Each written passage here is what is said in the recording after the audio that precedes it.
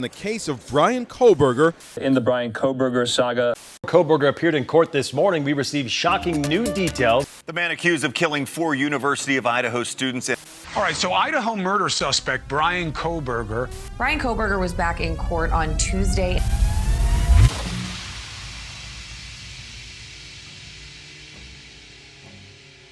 In the peaceful university town of Moscow, Idaho, an unspeakable tragedy struck in November.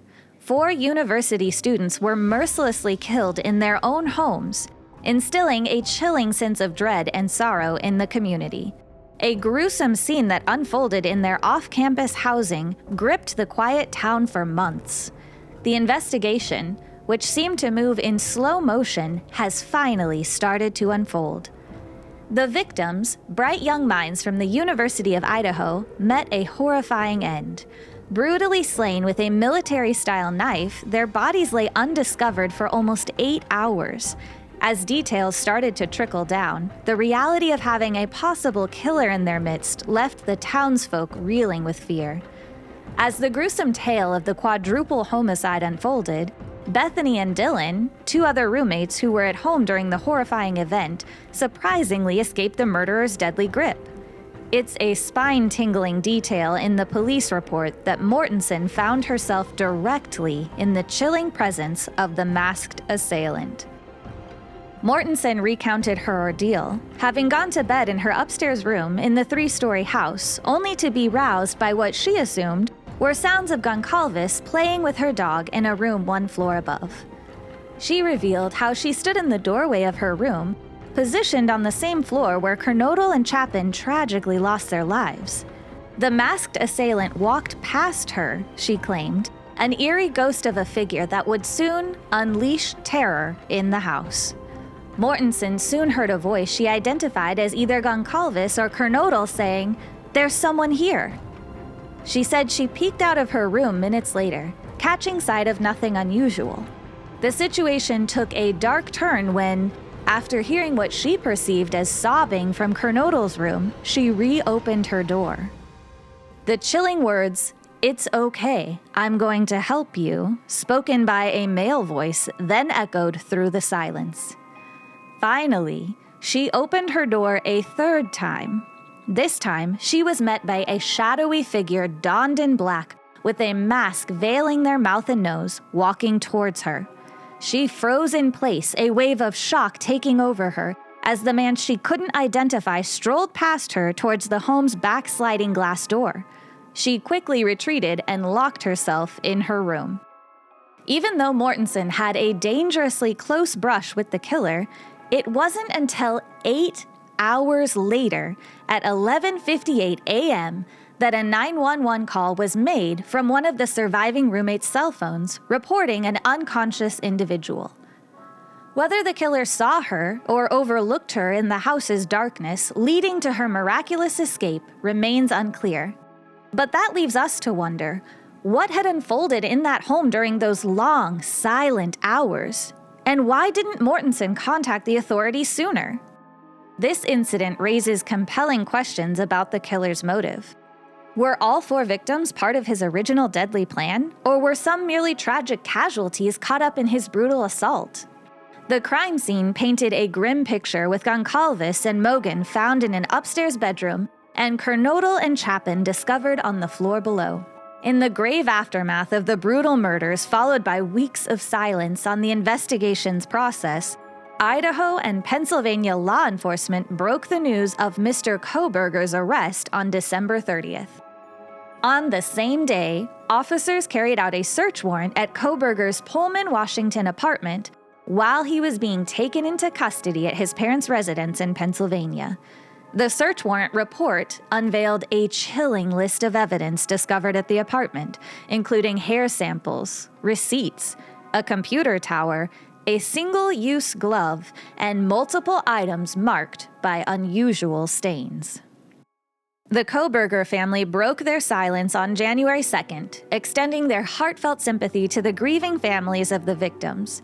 They committed themselves to the pursuit of truth, supporting their son, while also respecting the legal process. On January 3rd, Kohberger appeared in a Pennsylvania courtroom, waiving his right to extradition. He voluntarily agreed to return to Idaho to confront the serious charges laid against him. His journey back to the state was completed by January 4th. An affidavit released on January 5th, post Kohberger's return to Idaho, painted a terrifying image of the night in question. In the month of February, 3 separate University of Idaho students came forward suggesting they'd spotted Kohberger at the campus student union building during the time leading up to the heinous murders. It was at the beginning of the term, recounted Chelsea, a sophomore at the university. He was in the food court section of the student union, just sipping water, alone. She added, "He had this habit of staring. It was almost as if he wanted to be seen watching you. If you happened to catch his gaze, he wouldn't avert his eyes. There wasn't a smile, a nod, or any words. He'd just maintain the stare." On May 16th, in an unexpected turn of events, the grand jury flipped the script on Mr. Kohberger. They hit him with the same charges, propelling his case into the firm, serious focus of the state's felony court.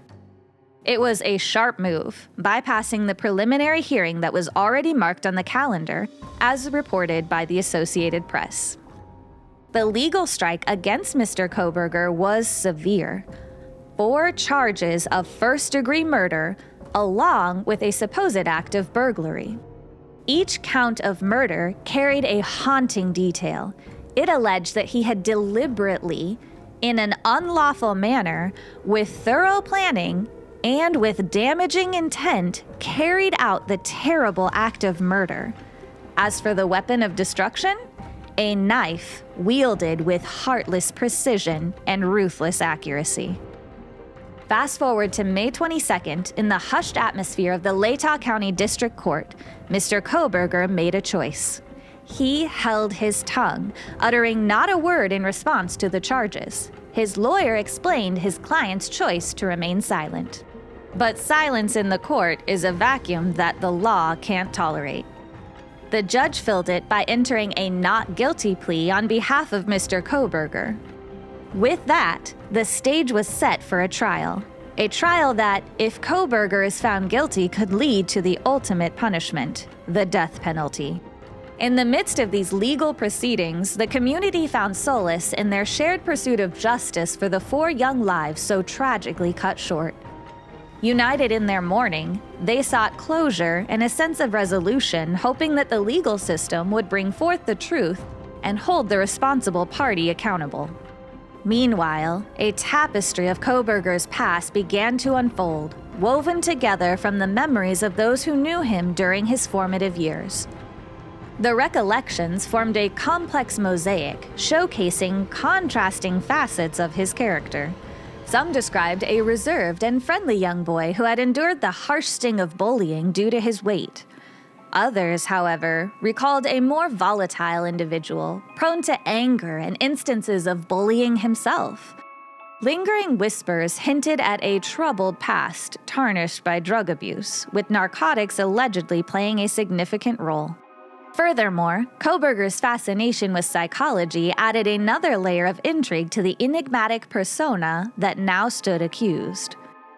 Bryan was a criminal justice PhD student at Washington State University with a fascination for criminology. He had worked under a renowned forensic psychologist, Katherine Ramsland, and had been involved in a project exploring the psychological influences on criminal decision-making. In the spring of 2022, Bryan Kohberger sought a new opportunity. The eager graduate research candidate interviewed for a job at the Pullman, Washington Police Department in April of that year. The impression he left on then Police Chief Gary Jenkins was so strong that Kohberger felt compelled to send a thank you note, sharing his enthusiasm for the position. However, Kohberger's behavior had already caused unease elsewhere. Jordan Cyrulnik, the proprietor of Seven Sirens Brewing Company, painted a picture of Kohberger as a lone figure who watched others intently and pushed boundaries. The bar's internal system flagged him for troubling comments, eventually leading to Cyrulnik personally warning Kohberger about his conduct. But beneath his reserved exterior, Kohberger harbored prejudices against the LGBTQ+ community, enough for Norton, a queer individual, to distance themselves from him. In addition to his studies, Kohberger worked as a teaching assistant at Washington State University. One of his students, Joey Famularo, noticed a drastic shift in Kohberger's grading behavior following the murders on November 12, 2022. The previously strict grader began doling out perfect scores with minimal comments, a change that struck Famularo as strange and alarming. In the investigation following the crimes, an intriguing piece of footage surfaced. On a road trip from Washington to Pennsylvania, Kohberger was pulled over twice for following other vehicles too closely. The car he drove, a white Hyundai Elantra, matched the description of a vehicle of interest in the murder case.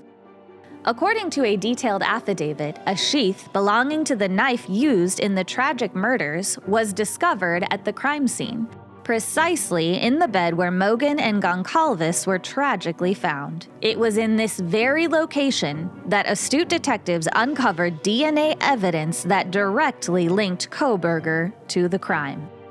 Subsequently, further investigation led authorities to match the DNA from the sheath to samples obtained from trash collected at Kohberger's parents' residence in Pennsylvania.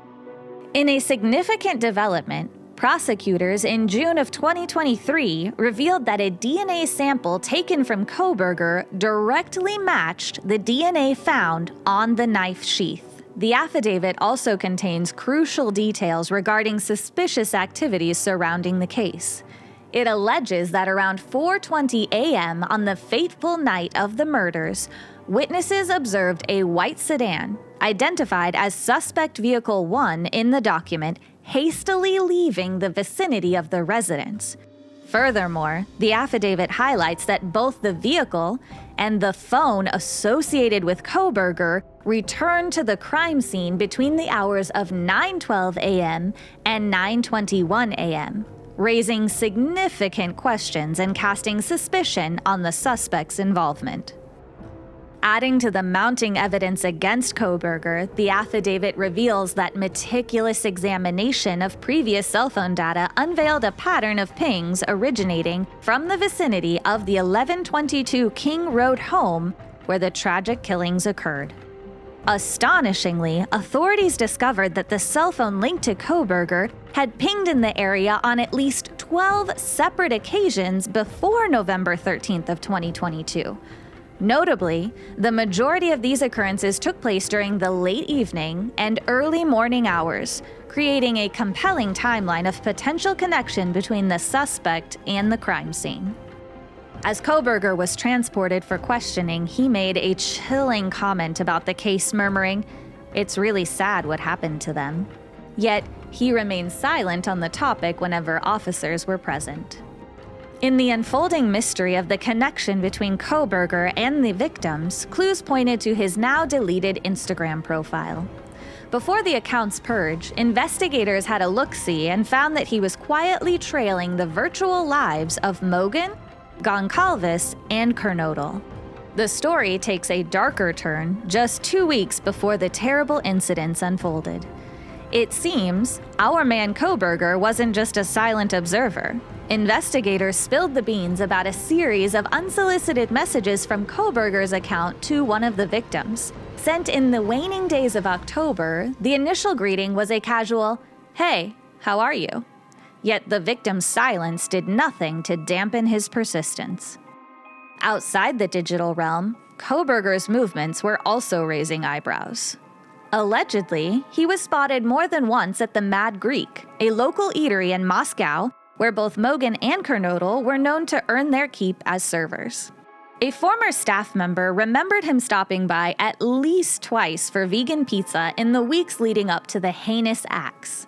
The question that now begs an answer: did either of the women ever cater to Kohberger's culinary whims? Did their paths ever cross? The level of Kohberger's preparation became apparent in March of 2023 when a search warrant for his parents' house was unsealed. Investigators uncovered an alarming array of items: 2 knives, a Glock handgun accompanied by 3 empty magazines, black face masks, gloves, and a hat. Additional items such as a plastic bag filled with a green leafy substance, a book with marked passages specifically on page 118, and Kohberger's AT&T bill were also among the seized objects. Adding more complexity to the case, it has been reported that Kohberger's parents have been summoned to testify before a grand jury in their home state of Pennsylvania. This case involves a woman found dead almost a year after her disappearance. CNN revealed this news on May 24th, quoting a source who mentioned that Kohberger's mother had already provided evidence to the grand jury, while his father is scheduled to testify on May 25th. This information can be made available to Idaho's prosecutors. This new investigation revolves around the missing and subsequent death of Dana Smithers, a 45-year-old woman.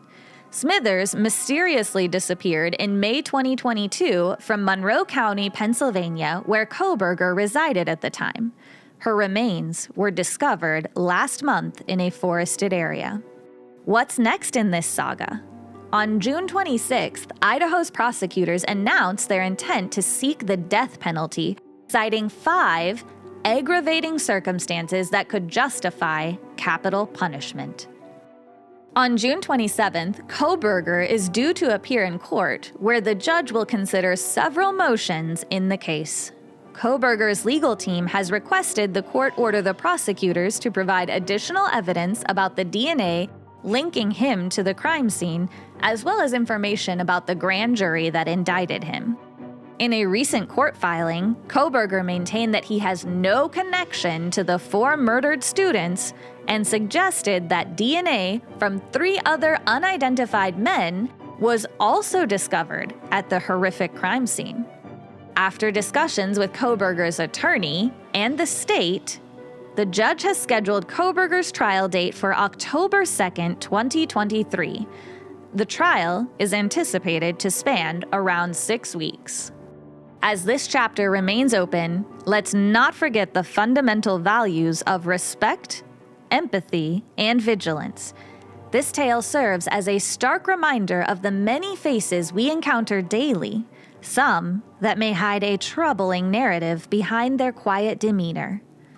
It underlies the importance of creating and maintaining safe spaces where any uncomfortable behavior is promptly addressed and individuals feel respected and heard.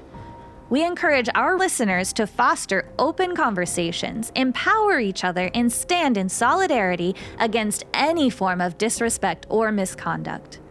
Remember, our communities thrive when we look out for each other, offering support and respect. Let's take this as a lesson to be more mindful, more understanding, and more considerate. Every interaction we have leaves an imprint. Let's make sure that imprint is a positive one.